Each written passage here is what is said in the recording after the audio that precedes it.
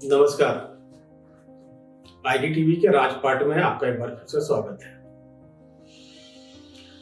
आज हम बात करेंगे राजनीति और अपराध के गठजोड़ की। आज झारखंड के सियासी गलियारे में एक बड़ा सवाल बहुत जोर शोर से तैर रहा है। क्या झारखंड में कोई राजनीतिक हत्या होने वाली है?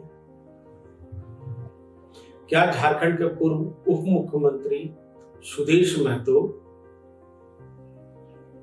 किसी राजनीतिक साजिश के शिकार होने वाले हैं?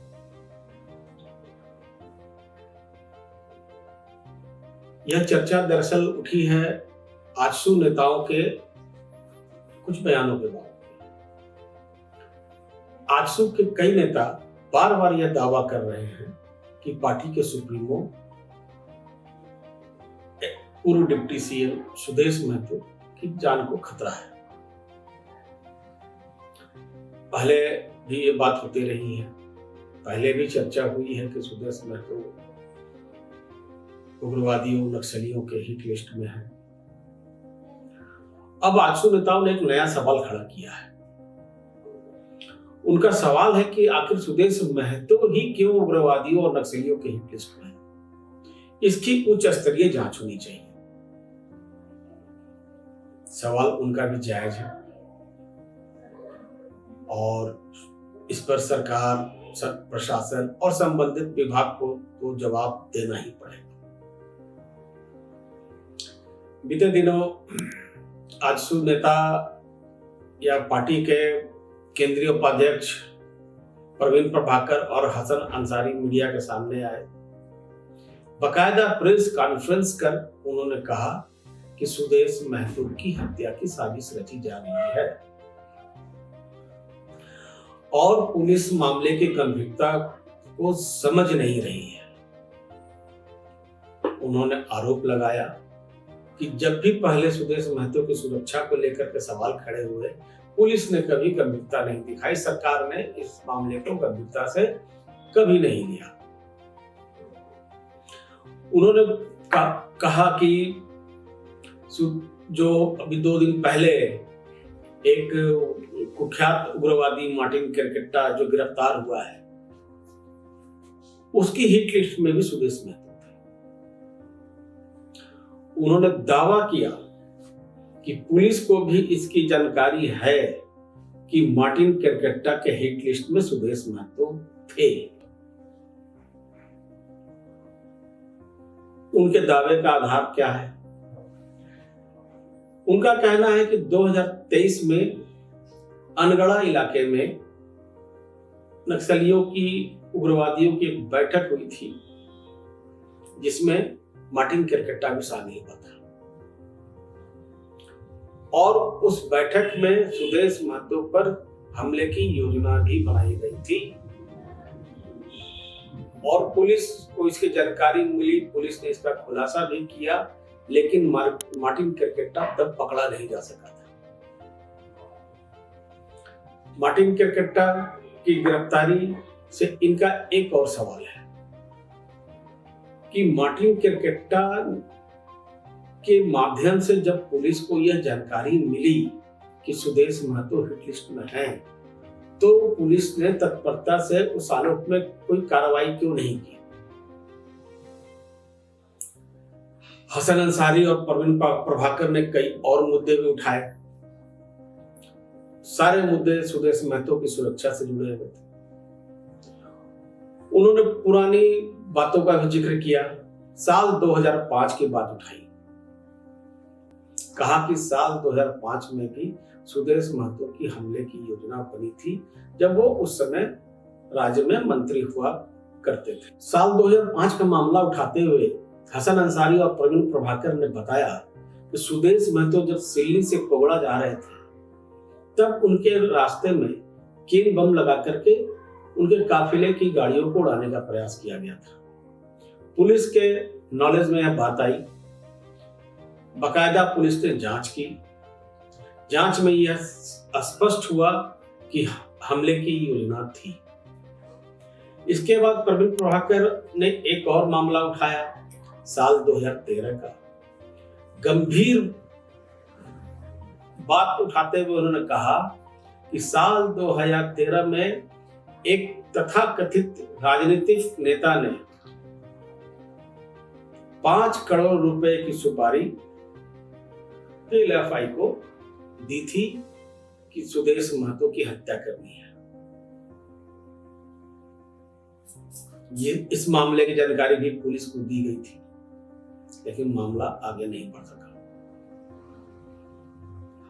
हसन अंसारी और परवीन प्रभाकर ने खुलासा किया कि पीएलएफआई के कुख्यात नक्सली जीदन गुड़िया को यह सुपारी दी गई थी,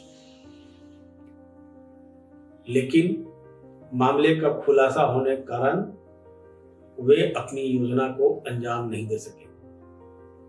साल 2013 में सुपारी दिए जाने के मामले को आगे बढ़ाते हुए उन्होंने ये भी बताया कि इस योजना पर आगे बढ़ते हुए एक साजिश रची गई, जिसमें देव सिंह मुंडा नाम के एक नक्सली को आजसू पार्टी में शामिल करा दिया गया। इसमें किनकी भूमिका रही यह तो जांच का विषय है, लेकिन देव सिंह मुंडा का काम था सुदेश महतो की रेकी करना।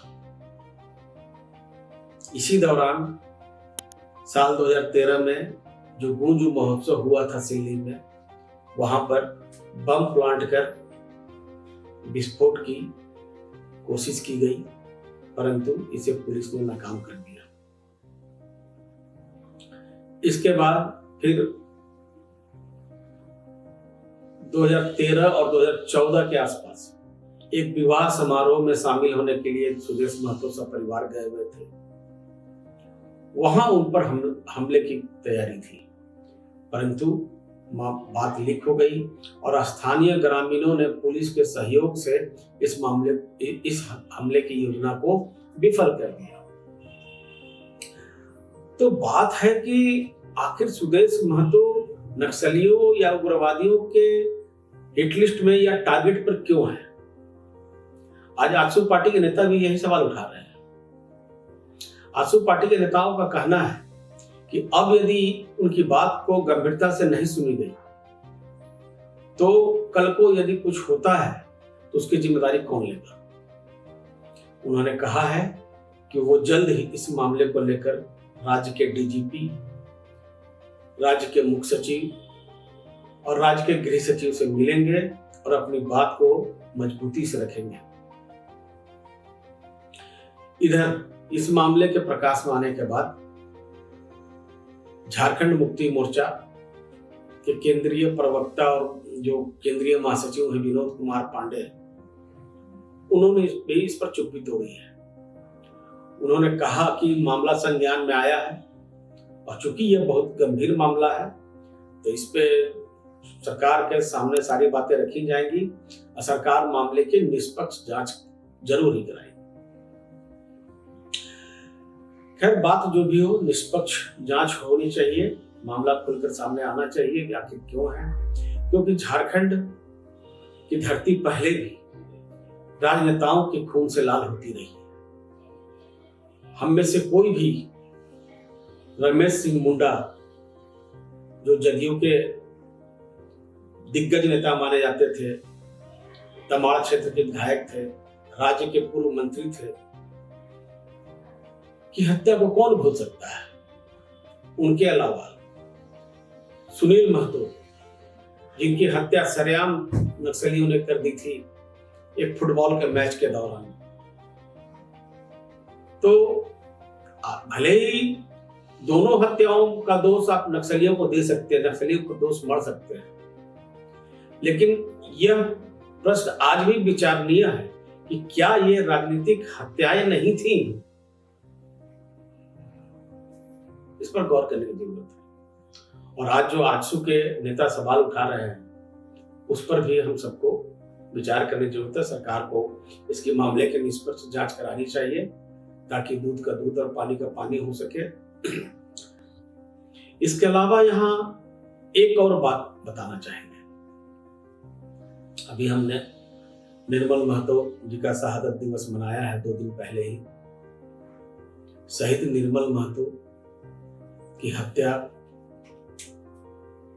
भी राजनीतिक साजिश ही थी।